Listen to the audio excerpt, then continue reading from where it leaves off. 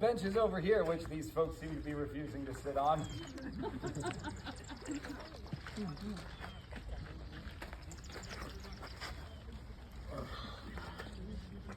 James, get over here. And let's do it now. 5, 4, 3, 2, 1. Right. That seems to be all the interested parties, so let's get right to it. Ladies, gentlemen, what I wish to do for you today is demonstrate the use and tactics around a flintlock musket. This is the type of weapon that would have been in the hands of French Marines who looked a lot like me here at the fort in 1759. Now, I'm going to ask this one question before we delve into the arcana. Who here has fired a flintlock before? 1. I'll be picking on you intermittently throughout the demonstration, ma'am. So for those of you who haven't fired one of these guns before, don't worry, you've definitely seen them around. I know this because they're all over movies, TV shows, video games, etc. So doubtless if you lived anywhere from 1980 until now, you've seen them before. So I'm not necessarily here to show you anything new, but what I am here to do is demystify what I know you to have already seen. Let's start with the basics, how the magic happens. So when I pull the trigger, this sharpened piece of flint should flip forward and strike this piece of steel. That should make sparks, which should fall on top of a trail of gunpowder here, which should burn like a fuse into the barrel, which should light off the powder in the barrel, which should explode, which should fire the gun. How reliable is your flintlock musket? Not very. Let me ask a follow-up question. In what conditions were you firing it? It was kind of a cloudy day. Kind of a cloudy day. All right, I'll accept that.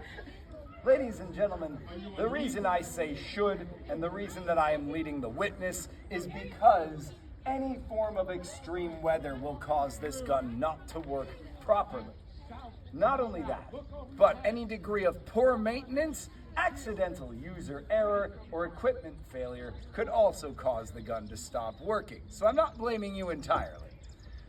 So if it gets too rainy, windy, cold, misty, snowy, foggy, damp, dry, hot, or if it just happens to be Friday, then the gun doesn't work very well. Now, what I'm going to push at here is another bad part of the gun. How accurate was your musket? Not very from what I remember. Not very accurate. So, give me a yardage estimate up to what? I'm very bad with that. Oh, okay. Sorry. I guess I'll have to rely on personal experience then. So when me and my mates went to a range to test these guns to see if those old myths proved true that you couldn't hit the broadside of a barn, we pretty instantly disproved that. Because you see, ladies and gentlemen, at a distance of 100 yards away, I, who have never really fired a gun before that point, managed to hit my targets 100% of the time somewhere on center mass from that distance away. However, these guns are still lethal to 300 yards away. So you absolutely can kill something at 300 yards away. But that thing you kill at 300 yards away will not be the same thing you took aim at. That is because this is a musket. It is not a rifle. What is the difference? Say what? Lands and grooves. The grooves in the barrel, exactly. Also called rifling, these grooves are spiraled in the barrel. They are meant to catch onto a tightly fit projectile and make it spin. With enough spin, the ball will fly straighter or farther, and you will hit what you're aiming at over a longer distance away. Muskets, however, do not have this. They are smooth pipes of metal with loosely fitting musket balls. So instead of spinning, that ball is just ricocheting out the end of the barrel, and it will fly off in any direction it wants past the 100-yard mark. Is this a sniper's weapon? No. No. Are you going to be using it as a sniper's weapon? No. No. So, let me break it down for you. There are good parts about this musket. In fact, rifles do exist in 1759. And muskets are still being chosen as the mainstay for most European armies. So why do you think that is? What could this possibly do better than a rifle?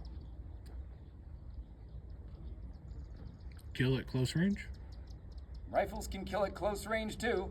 Yeah. Well, no, rifles and muskets are both lethal to 300 yards away, but the rifle is more accurate. So why this? Cheaper? Cheaper, exactly. These things are 3 times cheaper than rifles. So, because the governments of the world are the ones equipping us with these weapons, you can understand the decision here. Governments who equip soldiers will always choose the cheap option instead of the good option, so we're stuck with this either which way. But there is actually one thing that this does better than a rifle. What would that one other thing be?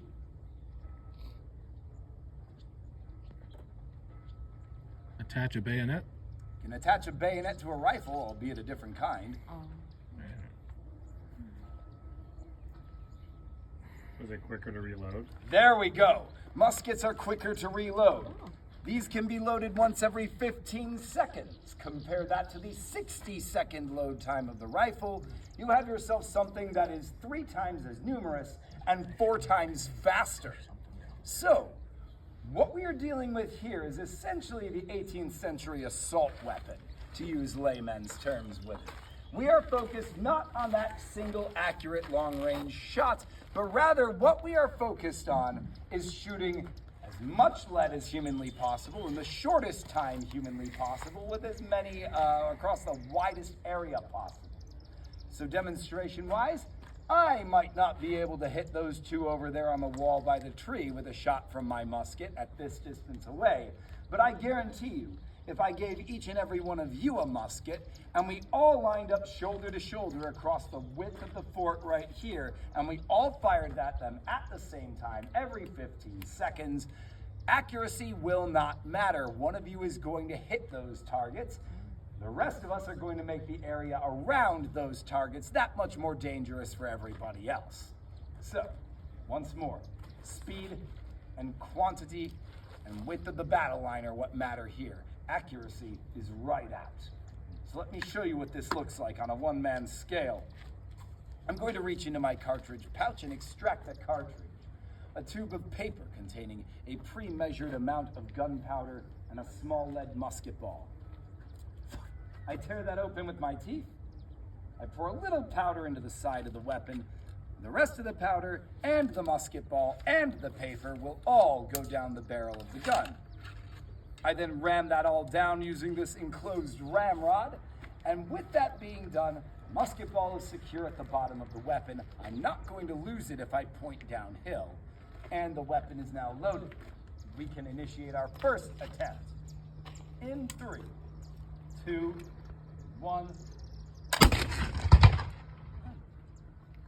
Now what you have just seen and heard and smelt if you're over there was the discharge of about half a charge of powder from one gun with no musket ball. The battlefield is not half a charge of powder with no musket ball from one gun. It is full charge with ball from 3,000 guns going off once every 15 seconds. So, this battlefield is blinding. It is deafening. It is absolutely smelly. It is confusing to all the senses. And somebody who is dressed in, say, your uniform, earth tones tit to toe, you blend in with the walls of the powder magazine, let alone the battlefield. So, you will absolutely camouflage on this battlefield. Do you want to camouflage on this battlefield? You say yes. Why? Because you want to hide. Because you want to hide from whom? From your enemy, yeah? Objectively correct. You do want to hide from your enemy. But is that possible when you're standing in a big battlefield-spanning row of people firing these guns in unison once every 15 seconds? I'm seeing a lot of confused looks, so let me spell it out for you. Can you avoid fireworks on the 4th of July? No. No, you will see that no matter what. No matter if you don't see the people firing the fireworks off, you will see the fireworks. You will know what position they are coming from. It's a lot easier at ground level, too, let me tell you that. So, you are never going to be able to hide from your enemy. But guess who you are going to be able to hide from? Your own people who are 200 yards behind you, unable to see your muzzle flash, using these guns to fire downrange at the enemy whose muzzle flash they can see every 15 seconds. So, if you cannot see your foes, or your friends rather, what do you do to them? Shoot 'em. You shoot them in the back while they are getting shot from the front, resulting in two-way casualties. So rather than waste time on camouflage, we prefer to do something a little different. We prefer to do what you're doing, sir. Now I can see the colors, the hat, the gator insignia. So now I know Florida. Now I know. I believe that specific logo is football. Yeah. It's college, everything. Yep. College everything. Yep. All right, brilliant. So I know alumnus, so I know you had a higher education, so I also know athletics, so pretty strong, pretty smart. I'm putting you in the artillery. You already got half the colors for it. Everybody go. wears blue in the artillery. So, you see what I've just done, ladies and gentlemen. I've used visual cues on a uniform to help me learn something about that person, understand what they're capable of. Same is true of my uniform. I may not have a logo on mine, but my color pattern of white to blue does a very good job of signifying I'm a French Marine. And those guys are trained with muskets, they're trained in line combat and guerrilla warfare, they are trained survivalists, so you can in fact drop us in the middle of the woods and we'll be fine for 2 years without your logistics lines. On top of that, you know we shouldn't be at home in Europe. We should be out in the colonies fighting somewhere else on behalf of France. And above all, you know that you cannot get us in trouble with the Army. You can only get us in trouble with the Navy. That's our department. All of that from these uniform codes, ladies and gents. So if I had to sum it up nice and tightly, I would say not only is this our safety vest, it's also our badge of recognition, our badge of duty, and a way our officers and cohorts can recognize how to work with us and around us. And now that I've summed up everything in a nice little package of what we use and how and what we wear and why, now it's your turn for any questions, queries, concerns, insults, assertions, superior sourcing, etc. that you might have for me.